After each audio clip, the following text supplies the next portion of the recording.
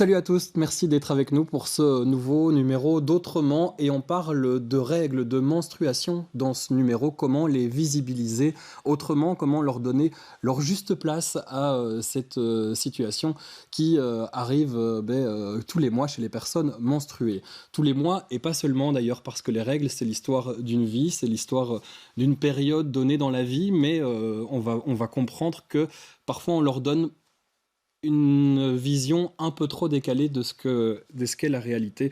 Bonsoir Alice Concan, merci d'être avec nous. Bonsoir. Vous avez mené l'exposition Monstruosité qui va démarrer d'ici 2 jours. C'est pour ça que vous êtes sur ce plateau et qu'on s'empare de ce sujet. Et vous le faites avec votre collègue Coralie Theys. Bonsoir. Bonsoir. Vous êtes sociologue, c'est votre rôle à la base, mais vous avez co-créé cette exposition Monstruosité qui nous parle des règles et de l'image qu'ont les règles et les menstruations en général. Merci d'être avec nous toutes les deux. En face de vous, Véronica Martinez, vous êtes aussi une experte en termes de menstruation parce que vous avez lancé le projet qu'on connaît bien sur BX1 qui s'appelle Bruxelles. Ça fait 6 ans maintenant. 7 ans. 7 ans même, Oui. donc ça fait longtemps que Bruxelles est installé à Bruxelles. Bruxelles, ça parle de la précarité menstruelle et de se rendre compte que tout le monde n'est pas livré à la même enseigne quand il s'agit des protections hygiéniques. Tout à fait, c'est tout à fait ça. Donc on n'est pas tous égaux devant la façon dont on gère les règles en fonction qu'on ait des moyens ou pas. Et donc pour pallier à ce manque, Bruxelles distribue des produits menstruels aux personnes menstruées qui se trouvent dans une situation de précarité. Voilà, vous, c'est né d'une expérience très personnelle en fait. Tout à fait. Moi j'ai rencontré une dame dans le métro, une dame sans chez soi qui m'a demandé un tampon. Et donc, que je n'avais pas, bien sûr, c'est toujours ces histoires qui nous arrivent. Et donc, j'ai pris le temps de parler avec elle parce que j'étais assez étonné que là, les endroits où elle va se poser, où elle va se restaurer, se doucher, qui n'est pas, à cette époque-là, c'est-à-dire en octobre 2016, des produits menstruels qui étaient mis à disposition gratuite et aussi de façon récurrente. Il n'y a rien de plus récurrent que les règles. Donc, je trouvais ça un peu affolant quand même. Et je me dis, si c'est vrai à Bruxelles, c'est vrai partout. Donc, au sortir de cette rencontre avec cette dame, je me suis dit quand même, il y avait quand même quelque chose à faire, mais que probablement c'était déjà fait par quelqu'un d'autre, ce qui n'était pas le cas. Donc j'ai un petit peu cherché à me renseigner sur la précarité menstruelle que je ne connaissais pas du tout, ce qui se faisait chez nous, ce qui se faisait ailleurs, et à partir de là, comme toutes les aventures, avec des copines dans un garage, dans un salon, on a commencé à faire notre première collecte et première distribution, puisque le constat que j'ai eu avec cette dame, c'était constater qu'il y avait un problème pour avoir des produits menstruels gratuits quand on est dans la précarité. Qu'est-ce qui manque des produits menstruels? Comment est-ce qu'on pallie à ce manque? En collectant dans un premier temps des produits menstruels et en les distribuant par la suite. On va voir des images parce qu'on vous a déjà suivi lors de collecte ou de distribution. Vraiment, vous allez dans des commerces, dans des lieux publics, dans des lieux privés aussi pour avoir cette petite boîte indiquée Bruxelles où on sait qu'il y a des protections hygiéniques à disposition. Ouais. On a fait ces images il y a plusieurs années, on vous voit avec des masques, là on se rappelle de l'époque Covid. Et il y a ces boîtes un petit peu partout. C'est vrai que maintenant quand on est bruxelloise, Bruxelles c'est une marque presque ancrée. Vous avez réussi votre coup, vous diriez? Non, je pense que si on avait réussi notre coup, Bruxelles n'existerait plus. Et la précarité menstruelle, on n'en parlerait plus non plus. Donc il y aurait une solution qui aurait été prise plus au-dessus dans les sphères supérieures. Mais je dirais que depuis le moment où on a filmé ces vidéos et aujourd'hui, ça a beaucoup évolué. D'ailleurs, aujourd'hui, Bruxelles est vraiment répandue sur tout le territoire belge. Ce n'est plus qu'à Bruxelles, on est aussi présente en Flandre et en Wallonie, où toutes les missions de Bruxelles sont menées de la même façon. Mais c'est vrai que les boîtes de collecte sont de plus en plus visibles et elles sont surtout organisées par les personnes qui souhaitent les accueillir. Donc, nous, on ne s'occupe pas de gérer ces boîtes dans leur installation. Donc si une personne est soucieuse de lutter contre la précarité menstruelle, nous contacte et c'est elle qui installe la boîte qu'elle souhaite dans son espace et puis nous appelle quand cette boîte est remplie pour venir la récolter. Et après ça, une fois que les dons sont récoltés, on organise des ateliers remplissage de trousses. Et c'est vraiment cette trousse alors qui est distribuée aux personnes qui en ont besoin. Vous êtes partenaire de l'exposition Monstruosité qui débute donc au Brass dans 2 jours avec Alice et Coralie en tant que curatrice, on peut dire ça comme ça pour une expo du genre. L'exposition, elle est née de l'envie. On peut dire ça, mais je dirais que c'est pas du tout une exposition d'œuvres d'art. C'est vraiment une exposition sociale parce que c'est une expo qui vise à visibiliser le phénomène des règles dans la société, à montrer en fait plein de réalités dont on entend rarement parler. Et l'expo, elle est vraiment fabriqués sur base de récits et d'expériences individuelles, personnelles, Mhm. qui sont aussi évidemment politiques. Mais ça, c'est un peu ce qu'on a voulu faire au départ, c'est partir en fait d'expériences et d'histoires voilà, que les personnes menstruées vivent, et ensuite d'en retirer des axes, des thématiques, et de les mettre en espace et en volume pour donner à voir des choses, écouter des choses, voir des choses. Se rendre compte des situations qui sont singulières à la fois, donc les témoignages que vous avez récoltés, Coralie, et puis qui parfois sont universels. Vous ressentez, il y a quelque chose, il y a une mise en commun de ces témoignages, où vous vous dites, ben, on entend quand même, derrière, il y a toujours un peu cette même idée. Comment vous l'avez ressenti? Oui, tout à fait. Donc, c'est chouette de partir d'expériences individuelles et de voir qu'effectivement, à un moment donné, en fait, on se retrouve face à des choses qui reviennent. Je pense par exemple à la connaissance qu'on a des règles, du phénomène vraiment des menstruations comme un phénomène physique et physiologique. Ben, c'était intéressant de voir dans les témoignages que j'ai récoltés, ben, souvent les personnes commençaient à me raconter leurs premières règles et venaient ces notions de moi j'étais très jeune quand j'ai eu mes premières règles. Ah, moi elles sont venues un peu plus tard. Tiens, mais à l'époque ça venait plus tôt. Et puis voilà, c'était moi ce que je trouvais intéressant, ça c'est vraiment une petite chose, mais c'était de se dire, mais finalement, en fait, quand on parle des menstruations, on se retrouve face à des moyennes ou face à des normes. On va dire, ben voilà, les règles, c'est tous les 28 jours, ça dure 2 à 5 jours, c'est pas censé faire mal, etc. Mais au final, on est très différentes par rapport à ça, enfin très différentes par rapport à notre cycle menstruel. Et c'est intéressant aussi de pouvoir questionner comment elles sont présentées d'habitude et pouvoir se repositionner par rapport à ça, parce que ça permet aussi de se réapproprier la connaissance qu'on a de son propre corps et la connaissance qu'on a d'un phénomène qui nous concerne. Et il y a beaucoup de tabous quand même au niveau des règles, hein. C'est vrai, ça évolue peut-être un petit peu, mais c'est toujours un sujet dont on va pas trop parler, dont on va séparer aussi les personnes concernées et les personnes soi-disant pas concernées. Et pour ça, c'est encore assez compliqué. On l'a remarqué aussi dans des écoles qui ont fait des projets là-dessus dernièrement. Votre exposition vise à décloisonner un peu tous ces tabous. On vous a rencontré lors de la préparation. Tout n'était pas encore prêt, mais regardez cette expo, ce que ça donne.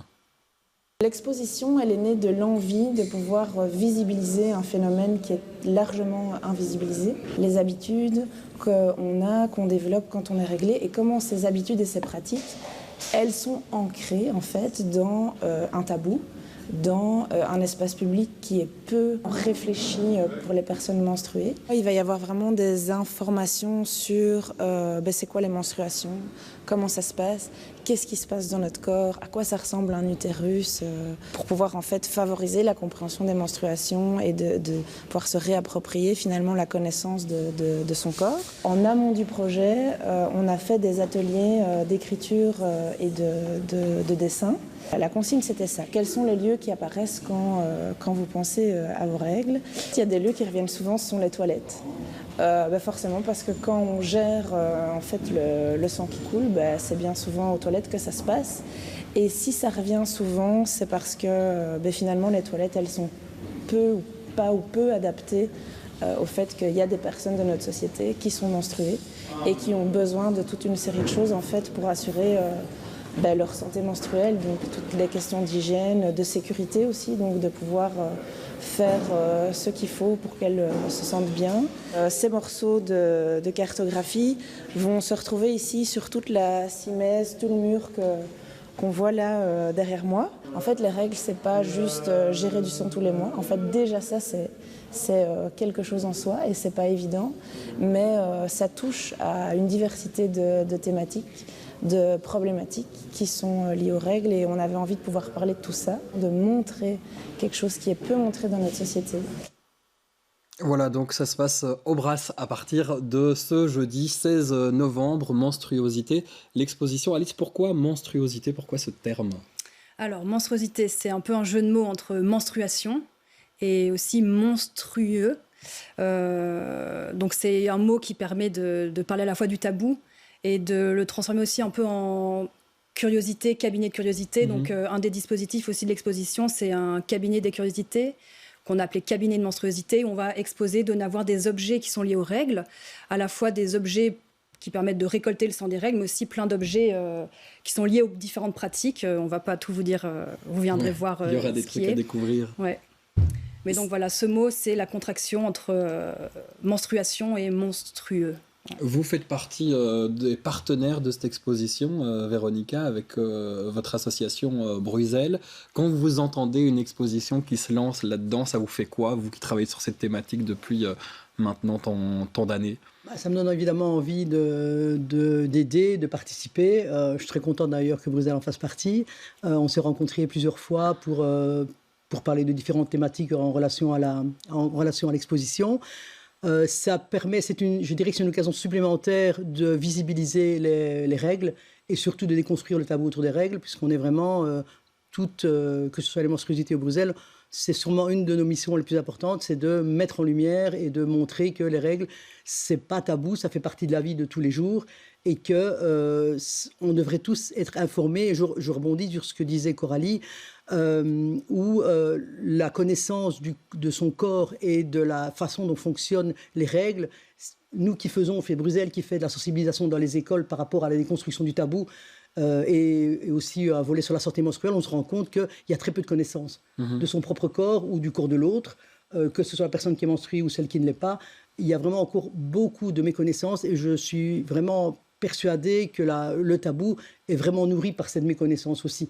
Donc c'est important pour nous de contribuer à ce genre d'exposition parce qu'on va tout à fait dans le même sens. Et il y a d'ailleurs une partie un peu plus scientifique, si on peut la nommer comme ça, qui présente vraiment corporellement comment ça se passe, c'est quoi un utérus. Comme vous le disiez dans ce reportage, c'était important pour vous d'avoir ce volet à la fois de témoignage, comment on le vit, et puis comment ça se passe très concrètement. C'était super important, c'était essentiel en fait, parce que pour pouvoir parler d'un sujet et le déconstruire et montrer toutes les problématiques et thématiques qui sont liées, comme je disais, il faut partir de la base en fait. Finalement, c'est quoi les règles? Et comme le dit Véronica, que les personnes qui ne sont pas menstruées connaissent aussi comment ça fonctionne. Mais c'était vraiment important pour pouvoir, je l'ai déjà dit, mais réapproprier la connaissance d'un phénomène qu'on connaît pas bien alors qu'on le vit tous les mois, qu'on a parfois un certain âge, une certaine éducation, etc. Et pourtant, on reste parfois dépossédé encore de quelque chose qui nous concerne. Donc ça, vraiment, c'était essentiel, c'était la base de l'expo. Parce que les règles dépendent évidemment beaucoup de la manière dont on les perçoit, dont elles arrivent aussi, dépendent beaucoup de notre éducation, du contexte social dans lequel on vit, de la manière de nos parents, de nos figures, de nous les approprier aussi, de les raconter, parce que c'est un phénomène très important symboliquement dans beaucoup de familles. C'est d'ailleurs un des témoignages que vous avez récolté. Je vous propose d'écouter un extrait d'une personne qui raconte le moment où elle a vécu ses premières règles. Écoutez. Mes règles, quand c'est arrivé, du coup, après, j'avais ma maman. Donc ça, un côté très naturel, un côté très... pas de soucis, enfin voilà, pas de tabou. Quelque chose de très naturel, de très commun. Ça vient de la culture assez païenne et très orientée, voilà, nature et découverte. Voilà. C'est ce côté peut-être un peu aussi de la campagne. Là, je parle vraiment surtout de ma grand-mère paternelle qui était très marrante, quoi, qui racontait des blagues, qui était très à l'aise avec tout. Donc elle m'a décomplexée. Et m'ont décomplexée. Voilà, on entend qu'il y a plusieurs manières de vivre. C'est vrai que c'est pas toujours si positif aussi, le moment dans vos témoignages, et aussi des choses un peu plus difficiles des premières fois. Oui. Là, typiquement, on entend un extrait des capsules qu'on va pouvoir entendre pendant l'exposition. Et on entendra ça à l'endroit où vous parliez tout à l'heure. Voilà, c'est un endroit où on va pouvoir s'immerger de témoignages. Exactement. Donc, on a un dispositif qui s'appelle l'OVNI, que le BNA Bruxelles nous a prêté. Donc, il y a 4 casques qui sortent de l'OVNI. Et avec les casques, on peut traverser les témoignages des 11 personnes que j'ai interrogées. Et donc, l'extrait qu'on vient d'entendre, il fait partie plutôt de la thématique transmission. Et donc, pour la personne qu'on vient d'entendre, ça s'est plutôt bien passé. Et là, on voit des figures qui émergent, en fait. On voit toujours des figures qui émergent quand les personnes racontent leurs premières règles. Il y a souvent les mamans, les femmes en tout cas, donc les copines, les sœurs, les tantes. Et c'est vrai qu'à ce moment-là, on a l'impression qu'il y a quelque chose qui se joue. Donc voilà, il y a des familles où ça se passe bien, où c'est décomplexé, où on va expliquer, où on va ne pas, quelque part, ne pas ancrer ce tabou encore plus. Et puis d'autres familles où ça se passe pas comme ça et où très peu de choses sont dites. Ben voilà, t'as tes règles, tiens, prends une serviette et maintenant tu mettras ça tous les mois. Et ça s'arrête là. Donc voilà, c'est vrai que ça Ce qui peut créer finalement des difficultés, c'est peut-être parfois des micro-traumatismes, micro ou moins micro, qui après sont difficiles avec ces règles qui vont nous poursuivre, si je peux utiliser ce terme-là, après pendant plusieurs années. C'est vraiment important de soigner ce moment-là, Véronica, vous diriez ? Absolument, absolument. Et ici, on parle, évidemment, je ne connais pas les personnes qui ont été interviewées dans ce cas-ci, mais en tout cas, nous, les personnes que l'on rencontre, c'est d'autant plus traumatisant qu'elles sont aussi dans une forme de précarité. Donc, non seulement elles n'ont pas une information de qualité qui pourrait venir d'une figure féminine de la famille, comme disait Coralie, mais il y a des personnes qui n'ont non seulement pas de référence, mais qui n'ont pas simplement de produit aussi. Donc évidemment que c'est traumatisant parce que le souci, c'est que n'ayant pas d'information ni de produits menstruels, tous les mois, le micro-traumatisme dont vous parlez, il va arriver tous les mois. À chaque fois qu'il y aura besoin d'un produit menstruel et qu'on ne pourra pas se le procurer, il y aura un traumatisme qui sera présent à ce moment-là et qui perdurera probablement tout au long de la vie de la personne menstruée.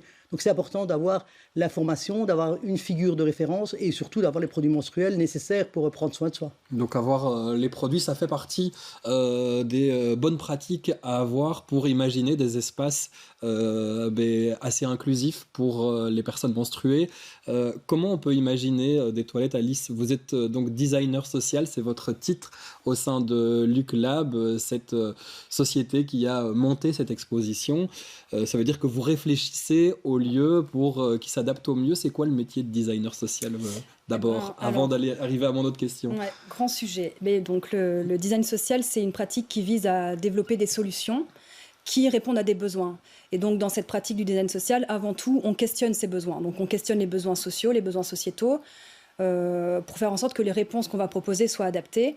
Et la manière dont on fonctionne pour fabriquer des solutions, c'est jamais nous qui venons avec des solutions prédéfinies. En fait, déjà on analyse donc les besoins du terrain, mais ensuite on organise, on anime des processus de co-création pour mettre en synergie les parties prenantes autour d'un sujet. Et penser à toutes les parties prenantes, c'est important. Penser à toutes les parties prenantes. Pas seulement à une société hétéropatriarcale. Oh, oui. Voilà, c'est le but aussi de votre laboratoire. Exactement.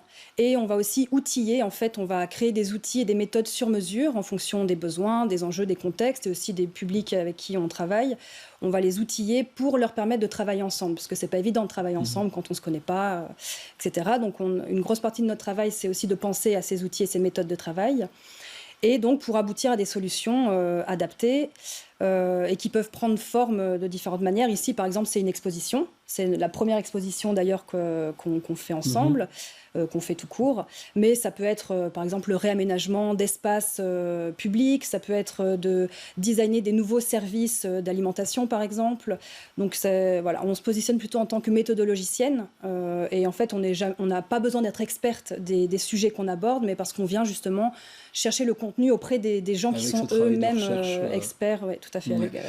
Par exemple, si on revient sur le sujet des menstruations, comment on pense des toilettes inclusives pour les personnes menstruées?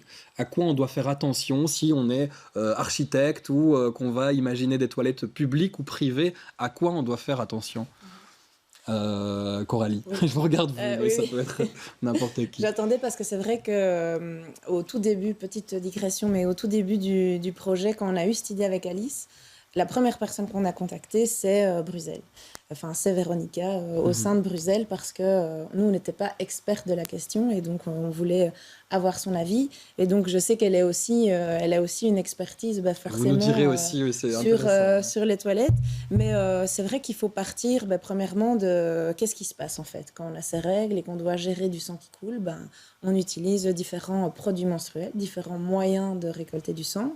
Déjà, il faut les avoir, ces produits. Il faut les avoir, il faut de la place pour les mettre. Il faut de la place pour les mettre, il faut qu'ils soient là. Si on n'a pas de produit, ça arrive super souvent. Qu'est-ce qu'on fait? On fait avec ce qu'on trouve. Donc, en général, c'est du papier toilette, si on a la chance d'en avoir. Donc, ça veut dire que ce n'est pas que les produits menstruels, c'est du papier toilette. Il y a aussi maintenant de plus en plus la cup dans les produits qui sont utilisés. Et donc, ça veut dire pouvoir la rincer, la laver. Donc, avoir un lavabo, très concrètement. Un lavabo, vraiment à l'intérieur de la toilette et pas devoir sortir avec des mains pleines de sang, parce que forcément, ça, on ne le fait jamais. Donc, qu'est-ce qu'on fait? On la vide, on la remet comme ça sans s'être lavé les mains. Les produits menstruels, que ce soit la cup ou les tampons, c'est des produits aussi qu'on doit mettre à l'intérieur, donc avec nos doigts. Et donc, si on ne sait pas laver les mains au niveau hygiène, ça a des conséquences aussi sur la santé. Voilà, donc ça, ce sont déjà des éléments. Après, les produits menstruels, s'ils sont jetables, il faut s'en débarrasser. Donc, ça veut dire avoir une poubelle. Le nombre de personnes qui se retrouvent à mettre leur serviette emballée ou leur tampon dans la poche, dans le sac, parce qu'il n'y a pas ce qu'il faut pour les jeter. Parce que comme c'est un tabou, on ne va certainement pas aller, on n'ose parfois même pas, je dis on, mais parce que c'est des témoignages qui reviennent, on n'ose pas aller le mettre dans une poubelle que tout le monde pourrait voir, par exemple. Donc voilà, on se retrouve à se balader avec des produits usagés. Mais donc il y a deux travails à faire. Il y a soigner ça, bien penser les lieux, et puis moins il y aura de tabous, moins il y aura besoin aussi de cacher. Mais c'est important quand même que tout le monde puisse se sentir à l'aise. On parle de ces toilettes, et puis on sait aussi qu'on manque de toilettes pour les personnes dans l'espace public, pour les personnes qui n'ont pas forcément de domicile, justement, ou même les autres.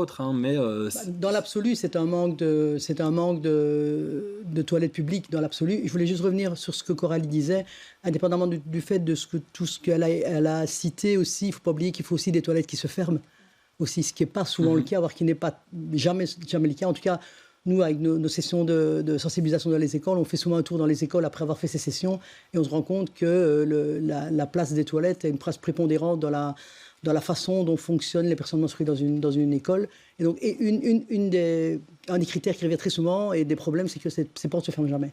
Donc voilà, je voulais juste remettre la parenthèse à ce niveau-là, c'est important aussi. Au niveau des toilettes publiques, évidemment, il n'y en a pas assez, et celles qui sont là, souvent, ne sont pas du tout adaptées. Je veux dire, les poubelles, n'en parlons pas, c'est des toilettes qui ne fonctionnent pas. Comme dit Coralie, pour se changer, il faut garder son produit menstruel avec soi. Donc, il y a tout un travail à faire aussi au niveau de l'accès à l'eau dans la ville, en tout cas de Bruxelles, pour ce que j'en sais. C'est une ville vraiment sèche, et donc, en plus d'avoir des personnes qui souffrent de précarité menstruelle au sein de la ville de Bruxelles, pardon, ça va arriver souvent, pardon, il y a une précarité hydrique qui, forcément, indépendamment du besoin physiologique de boire, qui empêche aussi de se laver les mains, simplement besoins, aussi. Oui. Ouais. Donc, indépendamment des toilettes publiques qui ne sont ni suffisantes, ni adaptées, il manque aussi un accès à l'eau, tout simplement. On arrive à la fin de cette émission. Déjà, il y a encore plein de choses à dire, mais c'est pour ça que je vous invite à aller visiter cette exposition à partir du 16. Encore un mot sur est-ce que ça évolue dans le bon sens? Est-ce que depuis que vous avez commencé votre travail à Bruxelles, est-ce que le fait de faire cette exposition montre aussi qu'il y a une prise en compte, une prise en charge de ces nouvelles réalités, de cette réalité qui existe depuis longtemps, à défaut du tabou qu'on voyait à l'époque, de voir des règles bleues à la télévision pendant un tas d'années. Est-ce que ça change un petit peu, Alice ? Oui, ça change. On voit, de toute façon, il y a vraiment beaucoup d'associations féministes qui luttent pour la visibilisation des règles, pour parler, par exemple, des thématiques comme l'endométriose. Donc ça, il y a vraiment on n'a pas parlé de tout ce volet-là, évidemment, tout l'impact des règles sur le mental aussi, et sur le physique. Sur la santé. Donc il y a vraiment plein d'associations qui sont là et qui font des boulots vraiment essentiels. Après, par rapport à l'exposition, ici, on voit qu'il y a vraiment un engouement, en fait, déjà qu'un centre culturel accueille, donc le Brass, c'est le centre culturel de Forêt, qui accueille une exposition sur les règles. Ben voilà, ça veut aussi dire que c'est une thématique qui est intéressante aujourd'hui. Il y a eu plusieurs articles aussi, donc en fait, on sent que les gens sont intéressés par la question. Après, moi, je suis curieuse de voir qui va venir à l'exposition. On espère qu'il y aura autant d'hommes que de femmes, en fait, parce que c'est... Voilà, on parle souvent des femmes comme les premières intéressées, ce qui est le cas, mais il faut aussi évidemment sensibiliser tout le monde. Oui, les hommes. Et puis les hommes qui ont des menstruations, parce qu'il y en a aussi, évidemment. L'exposition sera à voir jusque quand, Coralie ? Elle se termine le dimanche 3 décembre. Voilà, donc on a le temps d'aller la visiter au Brass, donc à Forêt, à côté du Wills, pour celles et ceux qui voient. Bruxelles, si on veut vous contacter, si on pense justement des espaces communs, adaptés, si on a envie d'installer ces petites boîtes, comment on fait ? Ça se passe sur votre site internet ? Oui, envoyez un email à info@bruxelles.be et c'est moi qui suis derrière cette adresse email, donc je me ferai plaisir de répondre à toutes les sollicitations et demandes d'installation de boîtes de collecte, ou de sensibilisation dans les écoles aussi, puisqu'on en fera une dans le cadre des menstruosités. Le 22 décembre, il y a une école, je crois que c'est l'Athénée Thomas de Forêt, qui assistera à une session de sensibilisation de règles de 3 organisée par Bruxelles. Et il y a une partie d'un atelier créatif qui, lui, sera géré par les menstruosités. Donc c'est aussi un point de rencontre, le point de rencontre vraiment physique entre Bruxelles et les menstruosités qui se passera ce jour-là aussi. Voilà, parlons règles, parlons menstruation sans tabou et de manière inclusive avec tout le monde, tous ceux, toutes celles qui ont envie d'avancer sur la question et surtout de vivre bien et mieux ces règles et ces menstruations. Merci à toutes les trois d'avoir été nos invités. Je vous retrouve très bientôt et n'hésite pas à passer par le Brass.